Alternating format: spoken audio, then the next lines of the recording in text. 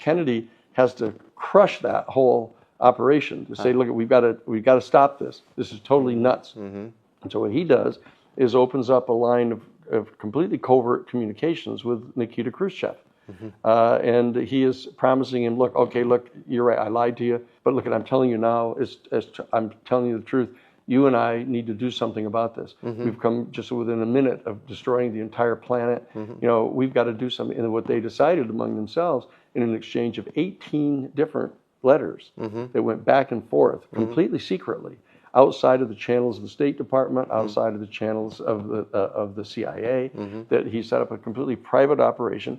Kennedy and Khrushchev to each other agreed that they were going to each use their respective authority as the executives of those two countries to start disassembling the nuclear warheads of their entire nuclear arsenals, because they were each personally so totally traumatized by what had happened, or almost happened.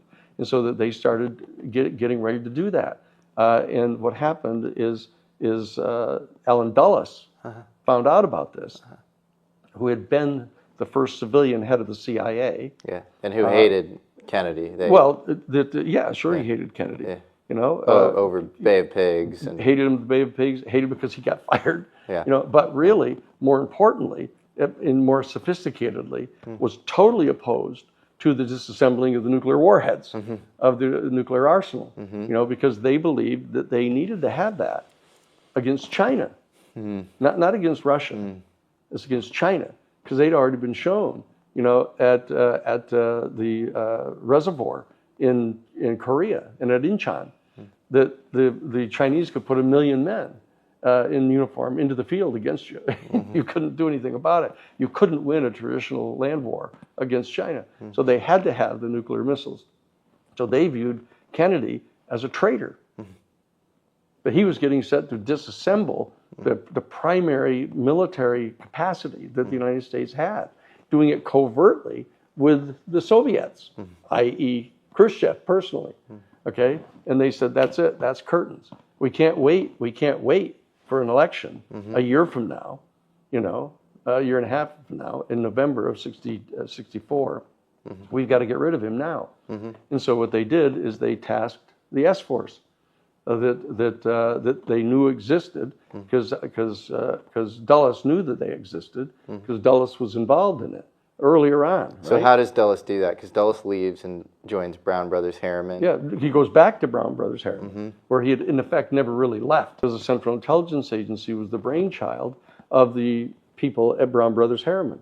Robert Lovett, who was one of the senior partners there, is the one who wrote the original memo to Truman, recommending that they create a Central Intelligence Agency and that they have a covert operations capacity, which they put in Section 5412, to authorize them to engage in covert operations. And what was Brown Brothers Harriman? Was just like a normal law firm at the surface, or what? Brown Brothers Harriman wasn't a law firm. Brown Brothers Harriman was a collective investment company. Oh, it was an investment company. That's right. And they had the richest 25 patrons from the robber barons that were all investors, common investors. And they would come together and decide how they were going to direct their investments together. And what they did, for example, after World War I, this gets a little complicated, but after World War I, in 1918, they had the Versailles Treaty negotiations. Yeah. It turns out that the Secretary of State under Wilson, back in 1918, was a guy named Robert Lansing. Robert Lansing was the son-in-law of John W. Foster, who was the former Secretary of State back in 1893. He's the grandfather of John Foster Dulles and Allen Dulles. Those are his nephews. And so what he does is, when he supervises setting up the Versailles Treaty, he brings in his two nephews as part of the team that they bring to Versailles. Those are the two guys that drafted the war reparations provisions inside the Treaty of Versailles. But this feels like too big of a triple bank shot or something. Because you also talk about it's like the Union Bank was like funding. There was no doubt about that. Yeah. That's just a fact. So but do you think that the Versailles was sort of intentionally, too harsh in a way that made, created an auspice for the extremism of Nazism, sort of, crushed Weimar Germany? No, it started out in a much more prosaic motive. Okay. Because what they did is they said, oh, look, we're imposing the war reparations requirements of Germany through the exercise of the power of the State Department, supervising the Versailles Treaty. And so they have this major debt now that they owe to all the corporations that they had destroyed their property in the aggressive war in World War I, right? And so what they did then is, through the power of his office as Secretary of State, Robert Lansing appoints Allen Dulles, who is legal counsel for Brown Brothers Harriman, to be the lawyer for Germany.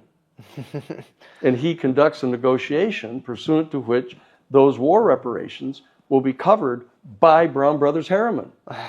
They're going to extend loans to the German government to pay the war reparations, and they're going to take as security for those loans stock in all their major military industries. That's really crazy. In 1924, George Herbert Walker leaves Brown Brothers Harriman, sets up the Union Bank of New York, completely capitalized by the guys who were part of Brown Brothers Harriman, all the 25 investors.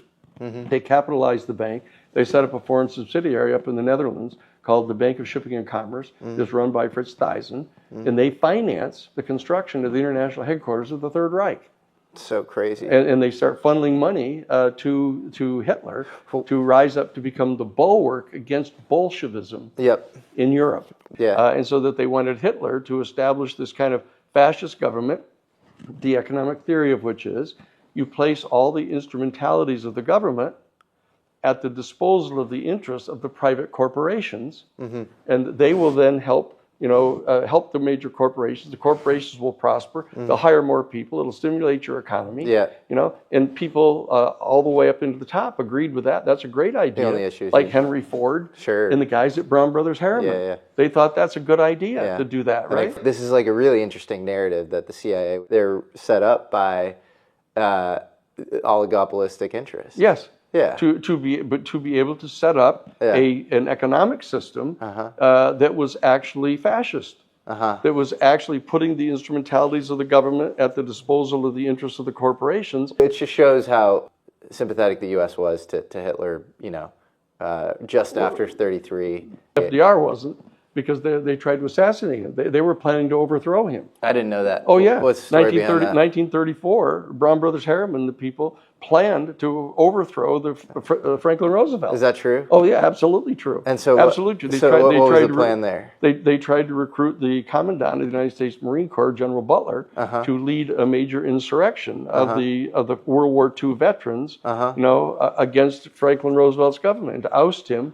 And to put Smedley Butler, the General Butler, in charge, and that they were going to have a fascist government. The Carnegies, the Rockefellers, these are all the Gilded Age families. They're just the Gilded Age. Got it. Okay, so when you say robber barons, you mean the Gilded Age industrialists that controlled the supply chains of the United States. Very, very effective. The Vanderbilts, were they?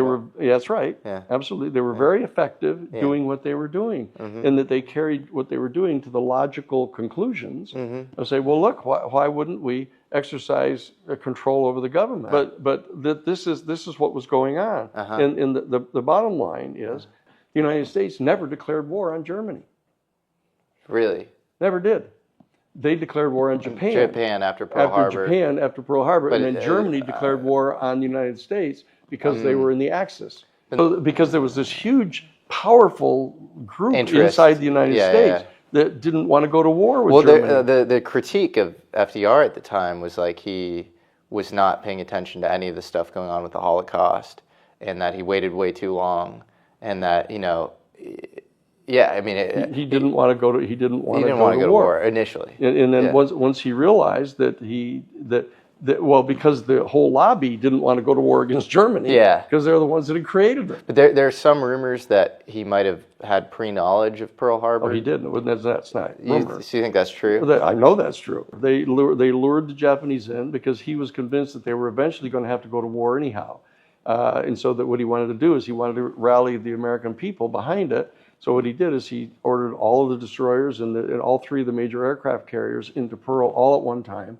And they were monitoring the Japanese trafficking, and that they knew that they were luring them in. And once they decided they were going to do it, he sent the personal order the night before the attack on December 7th.